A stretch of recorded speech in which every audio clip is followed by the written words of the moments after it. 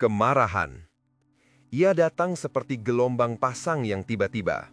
Sebuah panas yang merayap dari dada, naik ke pelipis, mendidihkan darah, dan mengaburkan pandangan. Dalam sekejap, kita bukan lagi diri kita.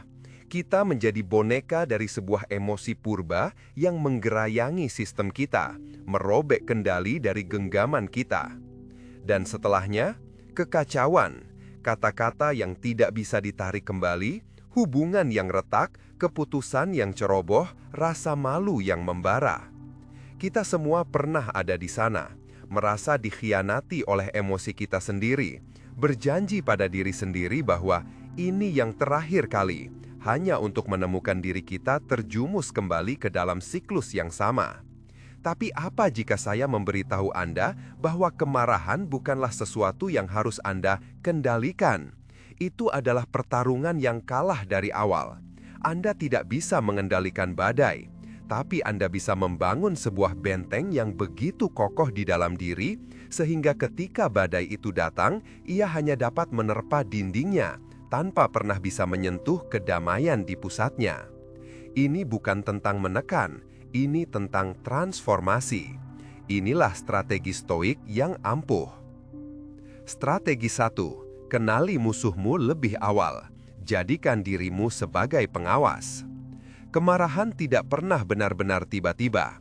Ia selalu memiliki detak jantung yang meningkat terlebih dahulu. Sebuah ketegangan di bahu. Sebuah pikiran yang mulai berputar-putar. Ia adalah alarm kebakaran yang berbunyi sebelum api berkobar. Tugas pertama Anda adalah menjadi pengawas yang paling waspada atas benteng diri Anda sendiri. Perhatikan sensasi fisiknya. Dengarkan bisikan pikiran yang memicunya. Dia tidak menghormatiku. Ini tidak adil. Mereka sengaja. Pada saat Anda menyadari detak jantung ini, Anda telah mengambil langkah pertama yang paling penting. Anda telah menciptakan jarak antara Anda yang sadar dan emosi yang baru lahir. Di ruang inilah kekuatan sejati berada. Strategi 2. Tahan kesan pertama. Interogasi bukti Anda. Ini adalah senjata rahasia para filsuf Stoa. Sebelum Anda menerima sebuah pikiran, sebelum Anda mempercayai narasi yang mengatakan kamu telah disakiti, tahan, interogasi. Tanyakan pada diri sendiri dengan dingin. Apakah ini benar-benar seperti yang saya pikirkan? Apakah saya memiliki semua faktanya? Apakah niat orang ini benar-benar jahat, ataukah ini hanya ketidaktahuan, ketakutan, atau kesalahan mereka sendiri? 9 dari 10 kali, Anda akan menemukan bahwa penyebab kemarahan Anda adalah sebuah interpretasi, bukan sebuah fakta. Anda marah pada cerita yang Anda ciptakan di kepala Anda. Dengan menolak untuk langsung mempercayai kesan pertama ini, Anda memutuskan bahan bakar dari api kemarahan. Strategi 3. Ingatkan dirimu tentang apa yang benar-benar berada dalam kendalimu. Ini adalah fondasi dari segala ketenangan batin. Luangkan waktu sejenak dan renungkan. Di dalam kendaliku, penilaianku, tindakanku, nilai-nilaiku, caraku merespons.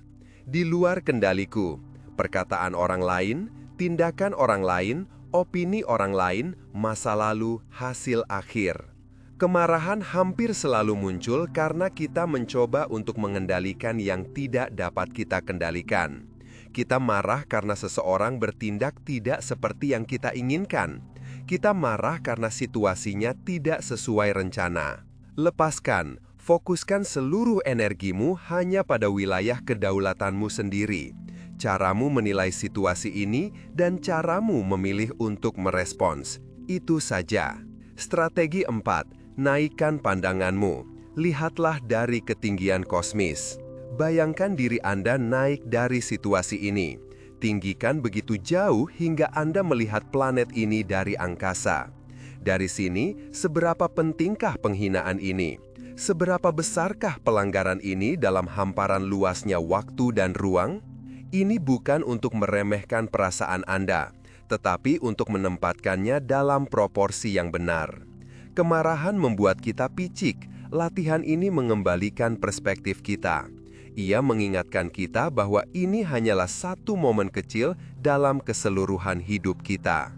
Strategi 5. Alihkan energi itu menuju tindakan yang konstruktif.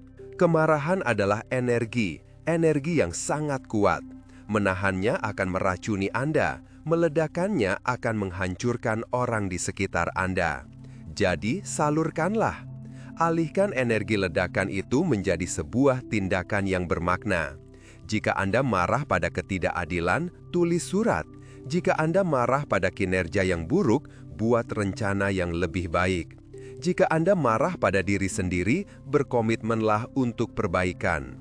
Ubah kemarahan dari penghancur menjadi bahan bakar. Jadikan ia sebagai motivator, bukan sebagai tiran. Kesimpulan, kemarahan adalah ujian terhadap karakter. Setiap gelombang kemarahan adalah sebuah undangan. Sebuah undangan untuk jatuh kembali ke dalam kebiasaan lama atau untuk bangkit dan membuktikan siapa diri Anda yang sebenarnya. Orang lemah diperbudak oleh amarahnya. Orang yang kuat, orang yang berlatih disiplin stoik, menggunakannya sebagai batu pijatan untuk mengasah kebijaksanaan, ketabahan, dan kedamaian batinnya. Jadi, lain kali Anda merasakan panas itu mulai merayap, jangan langsung bereaksi. Bernapaslah, ingatlah benteng Anda. Tanyakan, apa yang benar-benar berada dalam kendali saya?